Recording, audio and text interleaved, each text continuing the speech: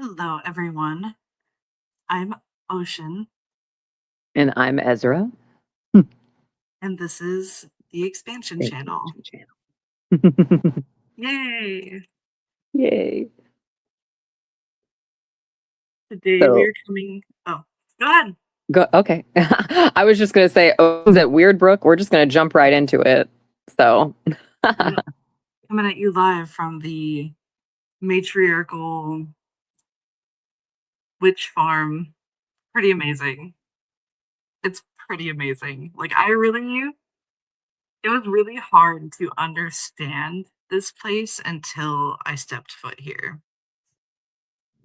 And if you had told me I would be on a farm in Maine clearing away brambles and trees on an abandoned road, like, a year ago or something, like, even a few months ago, I would have been like, "That's probably not me." Like, "Okay." Like, "Sure." But it was so fun. Guys, I got to use a chainsaw. I'm so sorry. I did not get a video. I'm having this really weird thing with my phone where it's like my storage is full, but for some reason my computer won't receive the photos. It says there's too many. I'm like, there's no way there's like that many if the phone can hold it, like the laptop's bigger, but I don't know anything about tech. This is literally just the logic I'm using. Um, so I haven't been able to get a whole lot of footage, and I'm like, I feel like I'm really supposed to be immersed in the moment here, and it's really hard because I was like, I can hold a phone. I can document. That won't be hard. Like, I'll just pull out my phone every once in a while. Every single convergence I say I'm going to do that, and I forget because I'm so present, and it's like, it's so important to, like, meet the people that you're, like, creating this sort of community with. It's like you actually need safe ways to find safe people to build community with, um, who are doing the same, like, practice as you, who, like, have, the same sort of, like, goals. I'm sorry, I'm totally ranting. do it, dude. That's Okay. what we're here for. Yeah, I guess so, huh? I guess a podcast is just ranting back and forth. Um, um, yeah, I guess I interrupted myself. Yeah. No, it's been weird. So I'm in a different time zone than I'm used to. I'm usually in Pacific time, and now I'm on Eastern time. And I still haven't quite, like, it still doesn't quite feel normal. Um, the difference though has been really interesting, the contrast between the West Coast and the East Coast.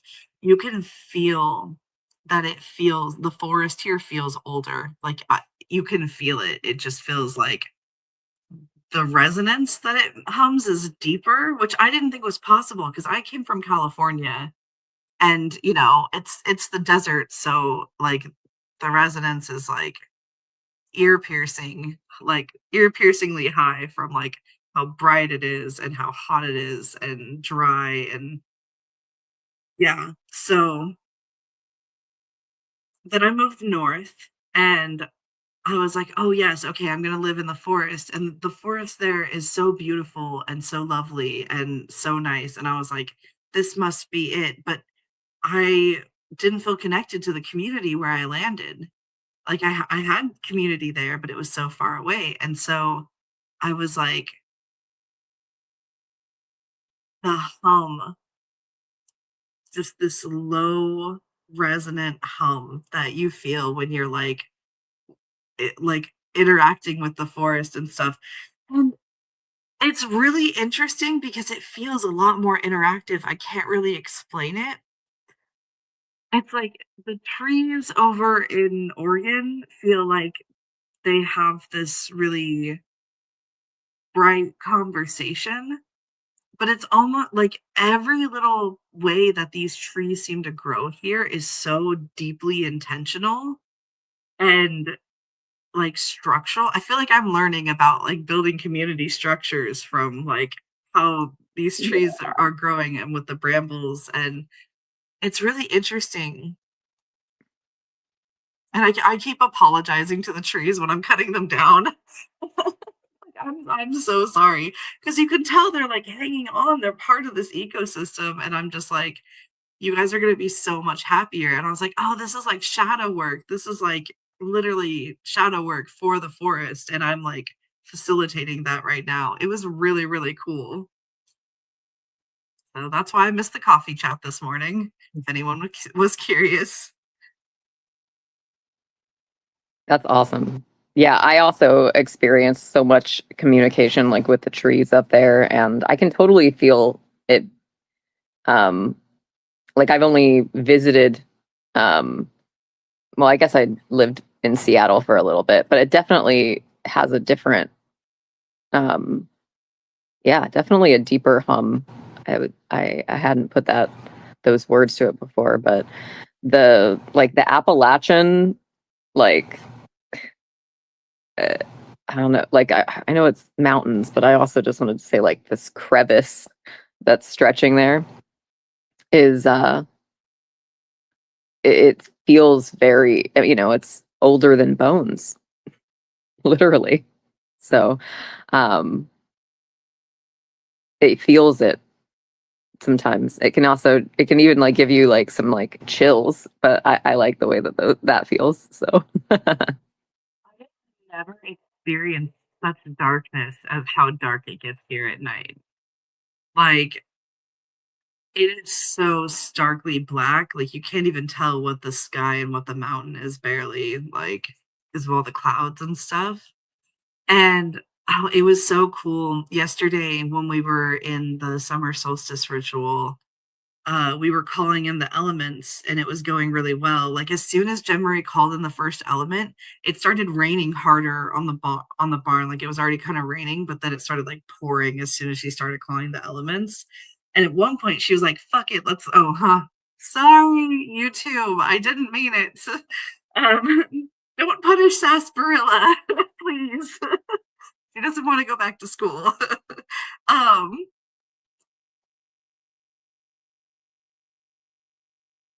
Jean Marie decided to call in a hurricane, or not a hurricane, a storm. It would, and she was like, "Let's like f it, let's call in a storm." And we were all like, "Yeah," like super excited about it. And lo and behold, like a tornado warning came on as soon as we got into the house. It was so funny.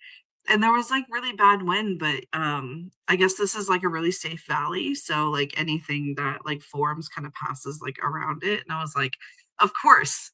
Of course Weird Brook would be in this safe valley in Maine, like,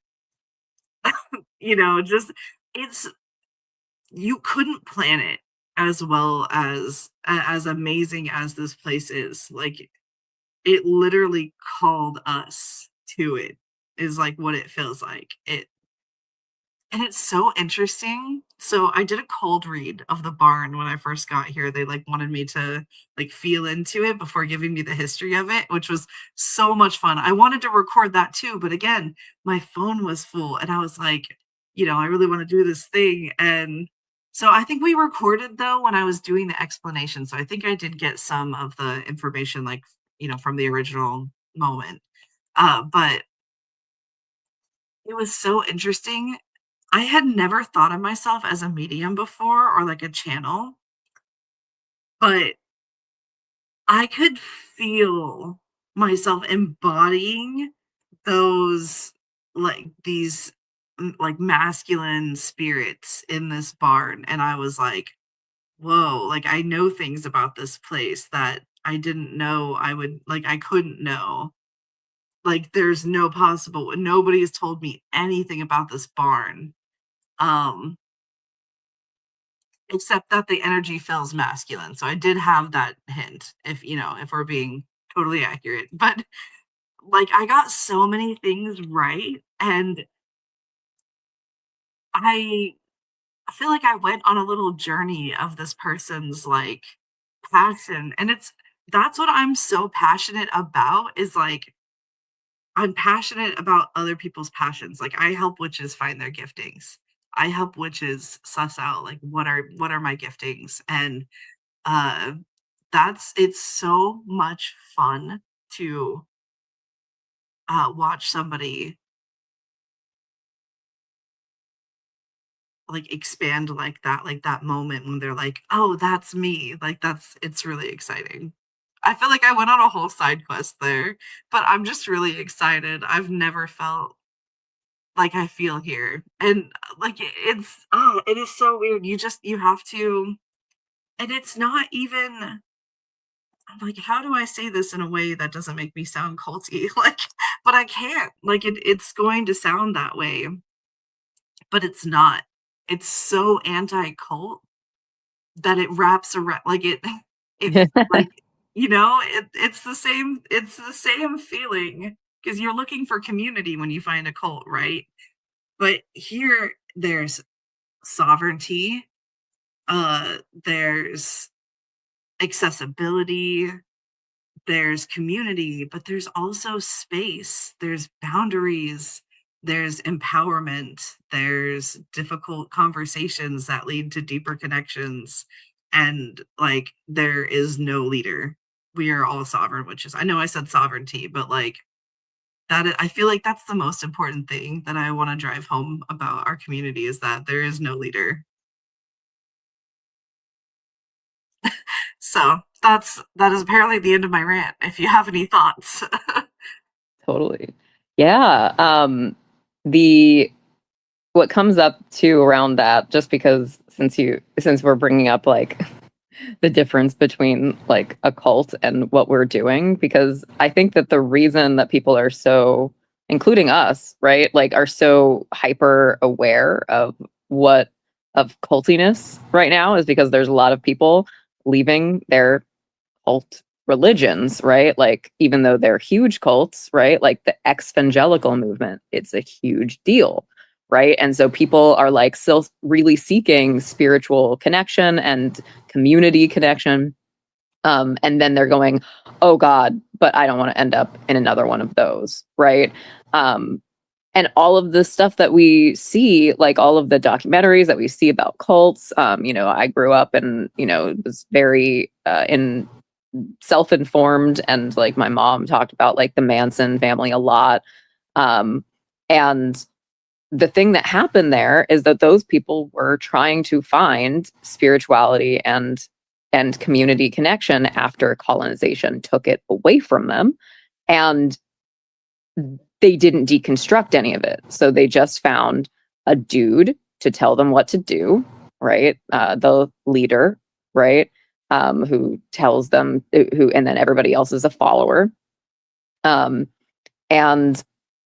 the, and then they just do what he says, and they just ends up recreating the same exact issue of every other patriarchal,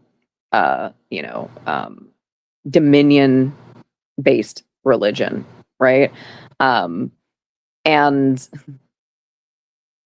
what we're doing at Bright and Dark is distinct from that because we want you to become your own sovereign person, right? Like, none of us want to tell you what to do, right?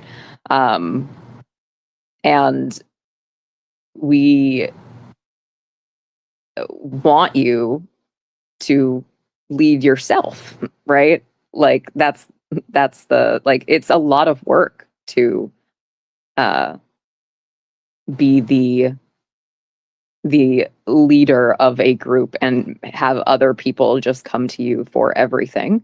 And it also creates a lot of out of balance wackiness um on a spiritual emotional level. So I think going to Weird Brook is really like it's becoming like our first foray into literally like feeling what that could feel like in our bodies, right? Um and that's like so important to be able to carry that feeling signature to other places, and also be able to, because I think the cult thing is going to keep coming up, right? People are going to, especially as we expand, going to be like, what makes you different from these other places? And it's pretty much the counter culting and the shadow work and the real community conversation and connection that we foster wherever we go, right? Not just in Bright and Dark, although we do it there, but also just like us as individual people. That's just what we're doing, right? Like I'm not trying to get people to do things that they don't want to do. I'm trying to get people to think for themselves. That would be my ultimate goal. Because I think we all benefit when you're the most you that you can be, not when you're trying to be like me. So, and I mean that the you, a general you and general me, but it also works personally. Listen to Dominus. Yeah. Everything is connected. Everything is always connected. And that has become absolutely clear here at Weird Brook. And just, I feel like I want to go into a whole nother rant. Go, but I just wanted to say real quick that you like feel different talking to you, so you can tell there's a change. So I feel differently. I keep thinking about how I am at home, and I knew where I lived wasn't for me, but I didn't realize how draining it was on me to be there. There is constantly people across the street at the park. There is constantly noise and cars and uh, so much happening that is overstimulating. And it's also, sorry, I heard there's always weird noises, but it's fine. It's probably just a witch. um, I lost my train of thought. I'm so sorry. you're talking about the difference between the environment there versus the environment back home. Right. Whereas here, it's like rest when you need to, and we're gonna work together, like communally. It's not everybody, go off and do their own task, but it is like split into groups and teams. And if you wanted to work alone, it's not like you couldn't, but I'm so glad they didn't just put me in the forest and they're like, "Clear this path." Like, somebody wasn't being the foreman and telling me what to do or anything like that. It was like, "Okay, we're gonna be partners on this project today." And we figured out different ways to work together, and I fucked up multiple times, and we still had a good time, and, like, everything was still okay. Like, not that I really, like, fucked up. Oh, I have to stop cursing. Listen, censorship is a problem. It's not it's not me. I'm not the problem. It's the censorship. Anyway, uh, so yeah, like that's again just there's no person who's like in charge, but everybody will help you. If you want to do something and you need to do something, there's an endless amount of things to do. If you just wanted to go like waltz amongst the chickens, you would be welcome to do that. Or if you just, wanted to go hang out with the pigs or weed the garden, or, if you just wanted to sit on the porch and watch the clouds go by or go meditate in the meadow, you're just allowed to do whatever. There's not an agenda. And I think that for me is what the hardest part of the retreats were, and like the convergences, because I run on ADHD time. Like you guys saw today, I was totally late. Um, yeah, I do feel more grounded. Thank you, Arden. Uh, so we're like the branches of a source. What is crazy now is science is like finally figuring out into entanglement. Yes, I know. I feel like quantum physics is my next deep dive, as ambitious as that feels. Um, but we've had this theme going on while I've been here of being like, "You can do anything," just, like, saying to each other, "You can do anything," and it's like, I'm starting to believe it, so, I might be overpowered soon, and I'm really excited to see what that feels like. I feel like I'm, like, leveling up here.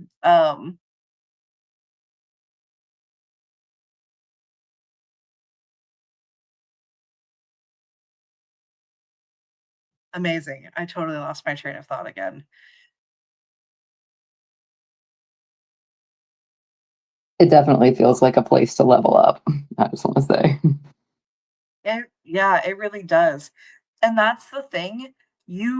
Most people would not be able to handle this intense of a place without doing that shadow work for first. Like that's why it's for the coven. That's why you have to do foundations to have access to the coven and to Weird Brook because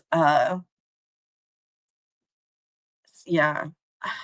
I don't know where a good place to get light is, but honestly, I'm giving bright and dark vibe and, I'm just gonna go with it. Um, yeah, because it is really the bright and dark of it all, honestly. Like, I love that I side quested there because that really sums it up well. It's the bright and dark of it all where it's weird here.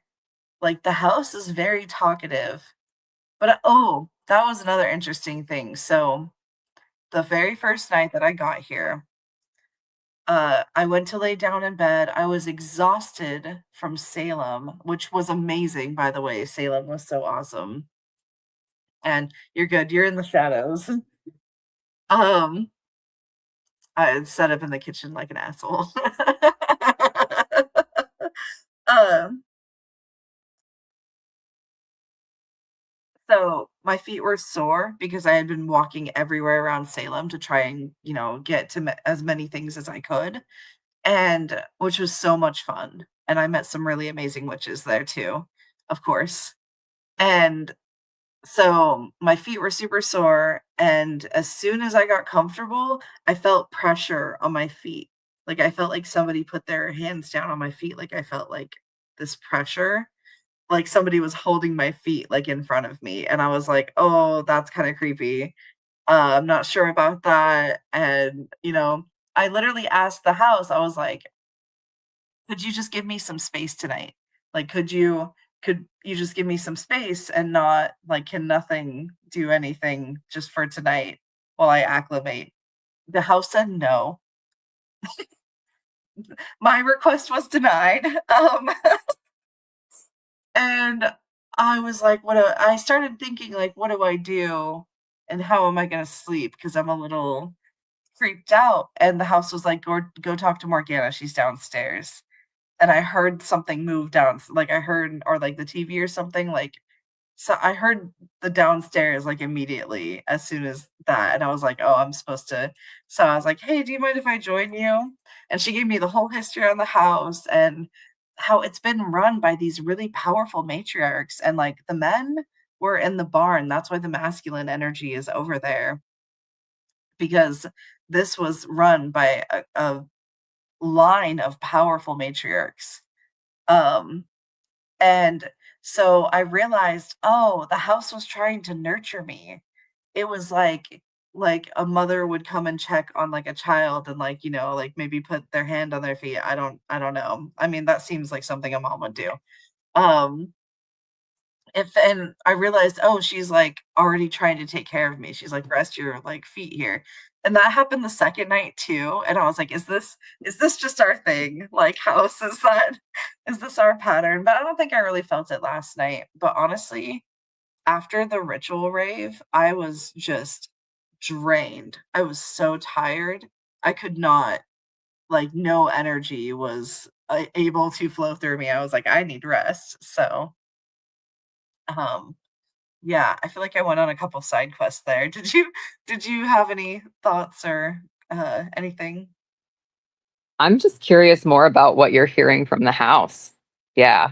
Like when I'm there, I was like, I got lots of vibes from things, like it, but not at least, it's one of those things where it's hard to tell, right? Like what is your thoughts and things that are coming through signal wise, right? So, but Yes. I got lots of vibes, and then one of the things that happens to me is that like my eyes will just like go in certain directions, right? Like, and I won't technically see anything there, but I'll just like know that there's something right there or somebody right there, right? And I also had a lot of interaction with Sir Doyle as well, which felt like very highlighted for me. But go ahead. I definitely feel like Sir Doyle is, like, side-eyeing me, so maybe I need to go talk to him, because I have not yet. Um, uh, yeah, so I had a realization in the barn, actually, because they were telling me about the maker space, and I could feel that, like, that masculine energy in there. It seemed like it was resistant to it being a maker space. Like, it felt like, it was meant for work and it's meant to function and, it didn't seem it seemed like a little bit of resistance, and I was looking around, I was like, "He he needs to reintegrate his femininity, and by bringing the creativity out there into that barn, we're showing him that the barn that he made is art. It's art." And so when I realized that, because it's so cool, you could see where he had a pattern and it was so, like, well thought out until it came to, like, one little space where it was like, certain boards wouldn't fit, and so he just would, like, finagle boards into weird shapes to, like, make sure that spot was covered. And it's really cute, though, it's like little patchwork pieces, and there's so many little details that you can tell that this was somebody's passion project. Like, it's one of the few barns in Maine that's still standing and so sturdy and, just really well done.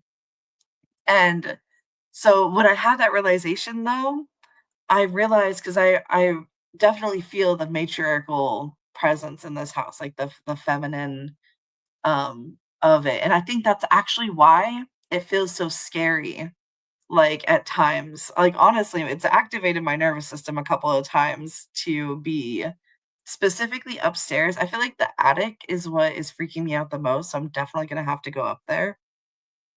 Um, but because if you fuck with a I did it again. If you mess with a woman's house, how freaking mad is she if you're, like, rearranging my living room, or you're like, if I walk in and you're painting my wall, like, what the F do you think you're doing? Like, what do you think you're doing? I had a system, you know?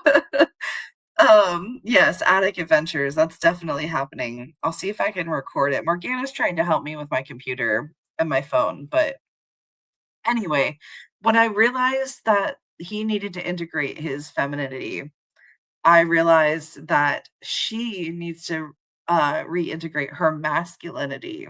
The house does. And so, I don't really understand quite how yet. I think I'll understand more about that when we get into redecorating. We're gonna paint what's lovingly being called the pheasant room, although we're gonna cover up the pheasant wallpaper, so no one will know what that means, in the future. Um, and we're going to also be, revamping and reorganizing the sluttery for arts and crafts and stuffs, and I'm super excited about that. I brought some things and stuff to play with on the sewing machine, and, I don't know quite yet, but it's really interesting that I don't know, because it feels like Morgana and I have also been in conversations about gender, since I've been here, and it's really interesting to see how their relationship with the house is like they were the first witch called here. Like, they weren't the only witch called here. They called, but the house called us all in, is, like, really how I'm feeling about it, because I I think I know Morgana needed community, but I feel like, uh, because we all need community, right? I just genuinely feel like Morgana always belonged to our community, and our community always belonged to the house, if that makes sense. Like, I really get that feeling because of these spiritual interactions, I'm understanding a lot better how time isn't linear and that how it's happening on top of each other. Um, and at the same time, because it is at the same time. So, like how to communicate kind of between those 2 sort of it's not really communication, but it's like how to receive. That I'll put it that way. Because I'm not really communicating back with anything, but it's like it's like receiving like a stack of papers or like, I don't know, like a really tall sandwich, like a Scooby-Doo sandwich, and it's like each piece of information, like, has its own flavor, and so do the timelines. Like, my synesthesia is going nuts here. It is so, so weird. Um, I feel like I got off topic, but yeah, did I answer the question? I think so. I just Sweet. want to say too that one of the things about communication is that it's mostly receiving. That's most of it is like somebody said that to me, somebody in foundations who I believe is still technically part of it but doesn't show up that much, but like said that to me maybe a year and a half ago, and I was like, oh yeah, duh, that makes so much sense. It's how you receive the information is the majority of it. And even when we go into nonviolent communication, right, like or compassionate communication, it's all about like that is about retraining our the responses that we have been conditioned to have about what we're receiving, right? So like if somebody gets a big Scooby-Doo sandwich and they hate sandwiches, right, because they're what mom always packed them a sandwich that they hated every day of their life. So now they look at this sandwich and they're just like, ugh, I hate that, right? And so they never look at it anymore. They don't get that information. Or if they do, it's like tinged by all of this, other stuff that isn't just the information. Um, I like the Scooby-Doo sandwich and the layer. The layering and all time happening now, absolutely. It feels very much like that when you're at Weird Brook, in my experience. Like I felt like a bird's eye view of what I'm doing here, Yeah. right? Like and I'm like, I remember being really feeling like I was literally looking down at my life over here, having gotten space from it and being like, oh my God, I'm such a powerful witch, actually. Like, whoa, look at all the stuff I'm doing that I wasn't consciously doing, right? Because of course our conscious mind uh doesn't know we're doing anything if it doesn't know about it. And I feel like Weird Brook really gives you like that perspective shift. It feels like time works differently there. Um, Yes. it's it feels deep there, right? Like you would mention, that's why that deep hum is there. And I think you'll really appreciate this, and I'm curious if it brings up anything about Weird Brook for you, but like uh your ocean. So I know you really relate to like oceanic I was gonna say metaphors, but it's not. It's literal. It's not a metaphor, but whatever. It's unseen. So uh, I was talking to someone recently, and it was like, this is why we know things are going to happen before they happen, right? Even though time isn't real, right? Because we're literally feeling this deep undercurrent that's happening, right? And so the people who are on the coast, they're like, oh, a wave just arrived, right? But we've been feeling that wave way over there, right? We were feeling that over there. It's more like a location thing and a depth thing than a time thing, Yes, technically. Yeah. totally. Yeah. So, and oh, when you were saying too that you felt like that we'd been called there by the house, I oh, when I was there, I felt like so much resonance with the forest. Like at all times, I just like it felt like I was in constant conversation with the forest at all times, right? And Yeah. that Evangeline almost is like Evangeline is the name of the house. Um, it is like this almost this lens through which the forest, uh, the light of the forest filters through, if that makes sense. And so I was kind of imagining, because when you said the house summoned us, my brain then went, or the forest summoned us. And then Yeah. I immediately saw like a conversation that the house and the forest had. And then they like harmonized together to call, you know? So, Yes. Morgana has been saying the word harmonizing. I need to start keeping a tally. I'm gonna start keeping a tally, you guys, because I swear it's been like 7 times since I got here. She said like harmony or harmonizing, and it keeps like pinging in my head. Um, yeah, what you said about like people not looking at sandwiches because they're sandwich traumatized uh is so relevant to my tick like thing because I've never had a tick on me ever. I've never been bitten by a tick. I've never had one on me. I've probably at least seen one, but it was in the West Coast and there's not very many there. Uh so I was nervous about doing the bramble work this morning and like cutting trees and stuff. But the tick spray worked really well. I haven't had one on me, but the whole time I was doing shadow work on because I would feel something touch my neck and it could be any sort of bug. But of course, my brain always said it's a tick. And I was like, you don't know it's a tick. You don't have enough information. So I'd just brush my neck and I would keep working. And I really just leaned into, trusting that, my friend made a tick spray that worked really well because they said that it worked really well. They tested it before they gave it to me because they cared about my experience so much.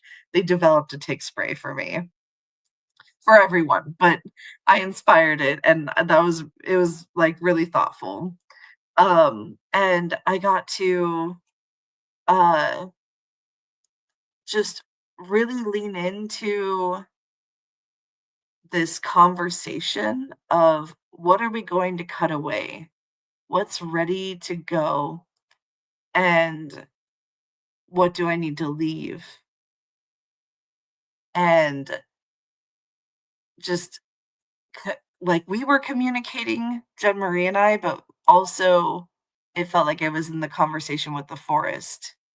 And it really felt like we were this forest, and that's the other thing.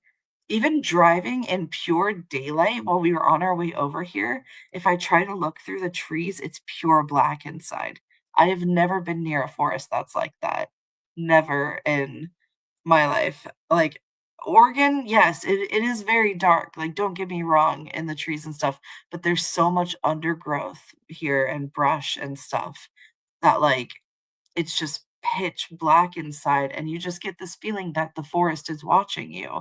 I mean, I could understand why it feels like a cryptid, and I'm not saying that there's not, cryptids, but I haven't met one, so, um, uh, I don't really have the feeling signature of what it would actually be like to meet one, but I'll let you know when I do.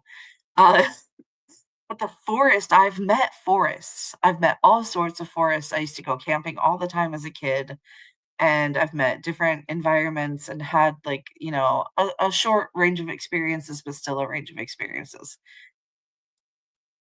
This forest feels like it's alive in a way that it really does feel just older. I really can't explain it. It's just this is at the end of the Appalachian Trail. So there the you know, you were literally just saying it's older than bones, right? You might have said the Appalachian Trail thing too. I'm just really excited about it. Um, yeah, I know the lights keep doing that. It's not actually doing that in real life, I don't think, but yeah, I know it just and that's the thing, this house is so responsive. You were asking about the, communication I've been getting from the house. Oh, yeah, that was the other thing. So, uh, sorry, there was a bug. I was walking upstairs at one point and I thought, I was going to go to bed and I was like, "Should I take a shower before I go to bed?" I was like, "Oh, I don't know, I'm kinda tired." And then the bathroom door opened and it was like the house was like, "Take a fucking shower. Take a shower." Ah! Oh my gosh. It's so hard. Censorship is not my thing. So the house was like, "Take a shower."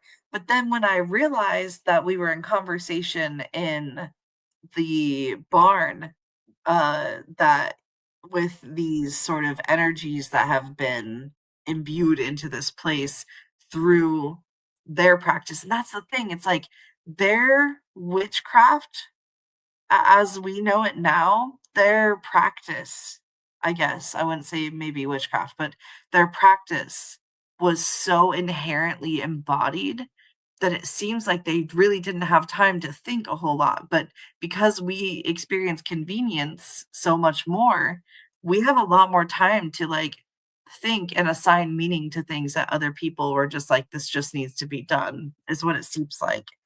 And I actually feel like we're still like, no matter what we're doing shadow work. No matter what we're doing, we are facilitating shadow work because that's what we do at Bright and Dark. That is what the Unbound Witches do. We facilitate shadow work. And what I realized is I'm having a conversation with Evangeline. It's not that Evangeline is the leader and gets to tell me what to do or that the house is like the boss. But I don't even think it's Evangeline. I think it's the matriarch of the, um, home. I feel yeah, it's very interesting. Like, I do feel the different energies, but they've also been described to me, to be fair, but, um, so I feel like I'm in a conversation with this matriarchal energy that's helping to integrate things like accessibility, things like, um sovereignty and autonomy, and also just that there's not really a right way to do anything, and that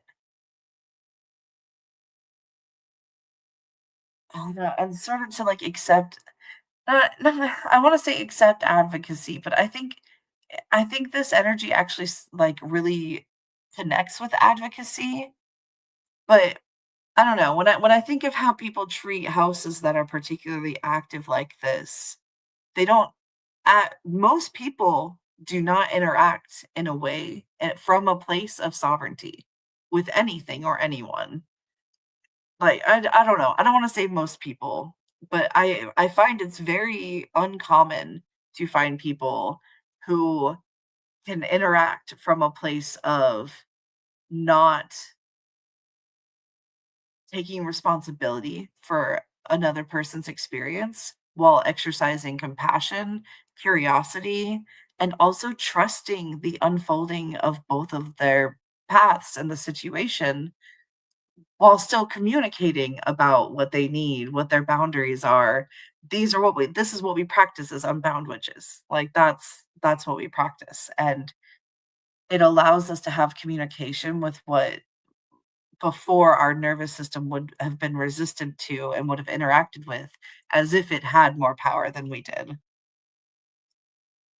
That is, I feel like, exactly what I wanted to say, so yay me. That's awesome. Congratulations. Yeah. I love when that happens. Right? I'll be right back. Just say no. Yeah, no problem. Yeah. I know, I see and I didn't know what was making the lights dim, by the way, Arden, or, like, go bright. I don't know, I genuinely think that oh, look oh, is it me? I don't know. Yeah, I guess so. Um, sorry, ADHD moment. That's so fun. I love that for anybody who catches the recording. What else? What else? Well, I was there. The lights did dim in the dining room um several times. Yeah. And yeah. Oh, yeah. When Morgana was telling me about the history of the house, she said something about, like, there's just this inherent, like, warmth here and, like, light, and the lights flashed brighter when she said that. Like, the house is very immediately responsive, it Mhm. seems like. Like, the bathroom door when I was, like, questioning that and it just opened. Yeah, absolutely. Yeah. I think what you said too about like integrating the masculine energy and then integrating the feminine energy like between the two spaces. Um my first thought was also like interact with Doyle, with Sir Doyle a little Okay. bit. And um I could so like yeah, like the side eyeing situation like um I think he loves to be interacted with. So like low key. But that was also just my experience of it. So I'm not trying to push any of that onto you. But um then I feel like that's kind of what we're doing on a larger scale too, right? Like is how do we reintegrate at some point, right? The masculine and feminine energies, right? Like how because I think at some point like in there's going to have to be rifts, right? And ruptures and separations and stuff, but ultimately the point isn't separation, right? Like It's that's reunion. right, it's reunion. So the repair of that um is exactly that's like when you're doing shadow work as you go, this will just it will just naturally come up. Um, so we are all inadvertently specializing in that as well. Um, yeah, that's that came. Oh, and it kind of reminded me. We've been going to the beach once a week the last couple weeks, and trying to like institute it as a thing with my kid cousins. And there was this point where I was just like, sitting under the umbrella watching them play from a distance.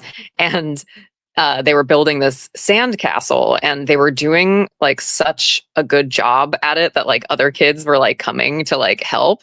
And it was just really cute. Like what I was noticing was that like my two girl kid cousins, they were staying at the sand castle and like building it up, and they were kept on sending the littlest one who's a boy and then a couple of the boys that came over kept sending them out to go get all of this seaweed from other places, and they kept on filling up buckets and bringing them back, and I was just like the two genders.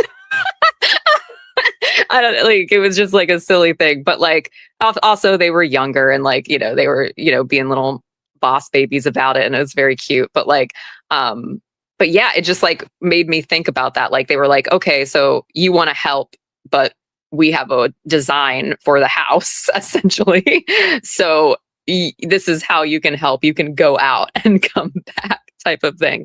And Yeah. it was feeling like a lot of the you know I feel like that some people might feel resistance to the like traditional energy of that, but I feel like cliches are cliches for a reason, and it's not to dictate anything to somebody.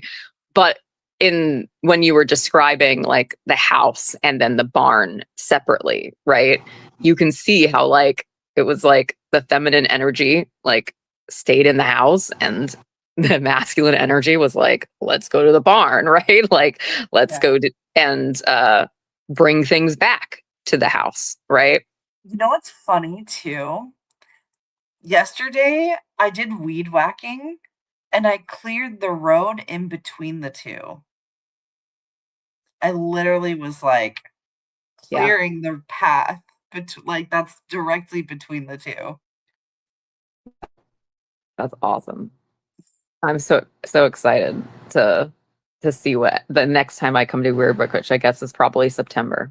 Yeah, to yeah, to Yay. experience what every like the next whole evolution of what's It's happening gonna be there. amazing. Yeah. Yeah. So, ugh, I'm so excited for you too. Like you can already feel like you haven't even been there a whole week, right? Like it's Yeah, it's literally yeah, I've been here since Monday no, Tuesday? We had the car broke down one day, so we had an extra day in Salem, and I'm so glad we did because we actually met up with our tour guide from Salem and had a really amazing time. But we are at the end of our time, so, do you wanna close this out? sure.